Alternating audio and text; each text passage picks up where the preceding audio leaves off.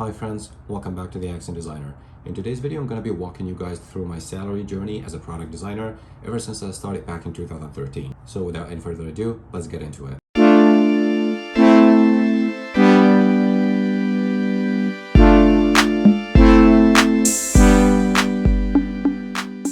So in the beginning, I just want to mention that the reason I'm making this video is that I came across a lot of other fellow product designers who made very similar videos in order to communicate and be more transparent about the industry and what kind of expectations you should have if you're just entering or thinking about becoming a product designer.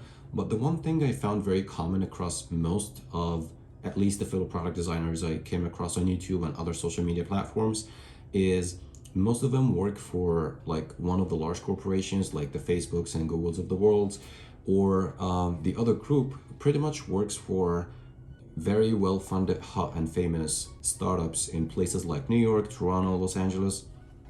And the one part that I found missing, there was no clear representation or communication of what you should expect if you're working for a well-established mid-sized company that is not just as famous, or another company that in this period where they're trying to adapt more digital practices and transition into the digital landscape. So for those who don't know me, I work for the Canadian national publication, the Globe and Mail. It's a newspaper, and Globe and Mail is just a very good representation of this segment of the market. It's a newspaper, complete different mindset. They're in this transitioning period where they're trying to adapt more digital practices and increase their online presence, so on and so forth. So I think this will be like a new perspective, new realistic perspective that really represents the large majority of the market, because at least in my experience, the likelihood of landing a job, especially if you're in the very early stages of your career, the likelihood of landing a job at like one of the large companies or a well-funded, famous or renowned startup is not as much as just finding a job at a mid-sized company or like a small company that is actually profitable and been around for like a relatively long time. All right, enough with the rambling, now getting into the actual talk. So I started becoming a product designer back in 2013. That was the time when I started learning, started scouting for as many workshops as possible. 2013 is definitely not like the beginning of product design, but it's the beginning of the product design becoming more important and becoming more demanded by a lot of companies. So at this time, it was very difficult to find something robust enough to teach you or to help you learn and progress quickly. In my case, I relied on platforms like YouTube. It was like, honestly, the results I found back in the day was very poor. So I ended up using Udemy, and I used that a lot. It was very structured, but not as much. The people who produced these courses and this content, they were just trying to monetize the knowledge they have. But it wasn't, when I compare it to what I know or what I knew a year after, it was just night and day. So to me, I guess Udemy, of course, set the benchmark a little bit for me, and it was the starting point. Then the actual freelance gigs that I landed along 2014, the year after, was the actual reason why I learned a lot about product design, and I started more honing on this experience. So in 2014, I started working with a bunch of individual developers that didn't even have a startup or like any commercial presence on the market. So just like a bunch of friends building some apps on the App Store, and hopefully it becomes cool. But it was very beneficial for me because it offered this interesting learning curve that I was looking for. And at the time, my job was just basically about creating some graphics because I had some knowledge using Photoshop and Illustrator. And I was editing a lot of videos for their advertising material because also I had a lot of knowledge working with videographers back in the day. Then, over time, I started becoming more engaged and the network broadened a little more. And that group of people introduced me to the folks who later on founded the company that became my first employer, Roadrocks LLC. And I started working with them. But before getting to Roadrocks LLC, back in this time, I was making about $500 a month.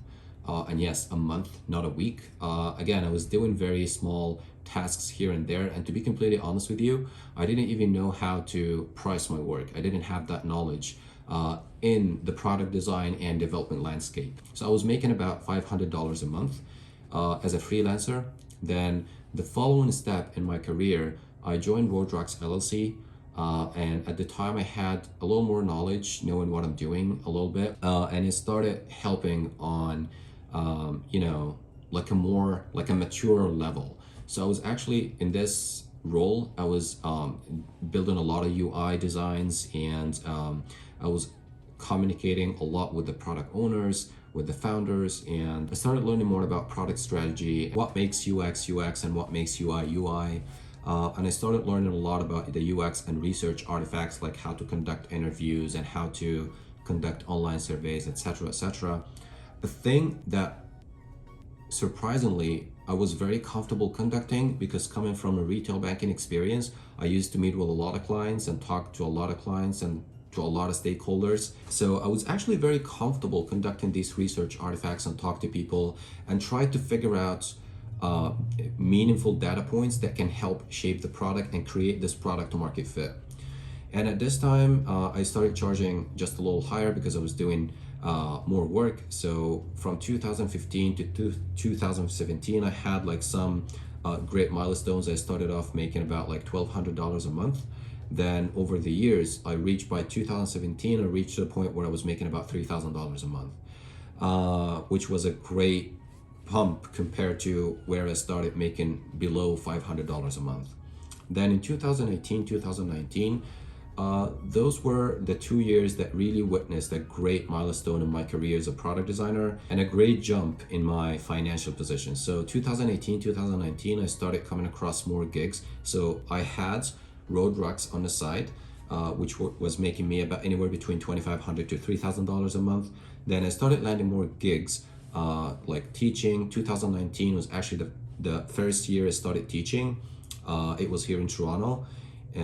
Teaching, working with other companies on a project basis, commissions. I started making bonuses in 2018. So 2018, 2019, there was no fixed amount that I'm making every month because I was still freelancing at the time. But I can confidently say that I was making anywhere between $4,000 to $5,000 a month. So in the beginning of 2020, I landed this job with the carrier network provider based in New York. It's called US Mobile. And at this time, that was pretty much the best jump I had in my in monetizing my career as a product designer, because at this time I started making $7,000 a month. But that was before tax, because I was based here in Toronto and they were in New York, and there was no easy option to transfer me to New York. I had to work on visas and all that.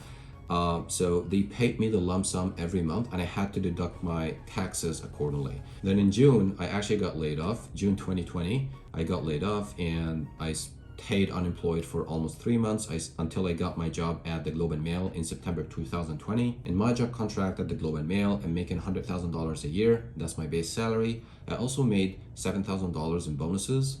And aside from that, I made $25,000 from teaching and some other side gigs that I have. And that makes the total that I made in 2021 about $132,000.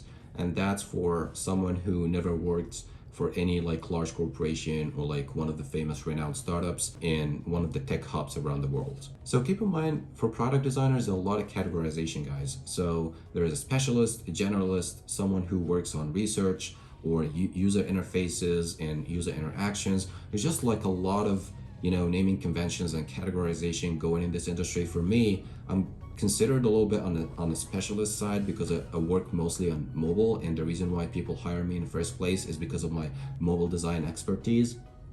So for someone like me, I have in total about 7 years of experience. I have about 17 mobile applications published in the App Store. I've actually had the chance to talk to people with similar experience, but they happen to work at these large corporations and they make much more money. The reason I'm saying that is my story is just to showcase how these salary bucket differ based on the company and based on the projects you're working on. So there is no standard. It really depends on the market segments, on the kind of products and the company, the brand you're working for. So just keep that in mind. So yeah, that's pretty much my journey as a product designer and how I managed to make money and how much money I made over the years. So I really hope you found it valuable and transparent.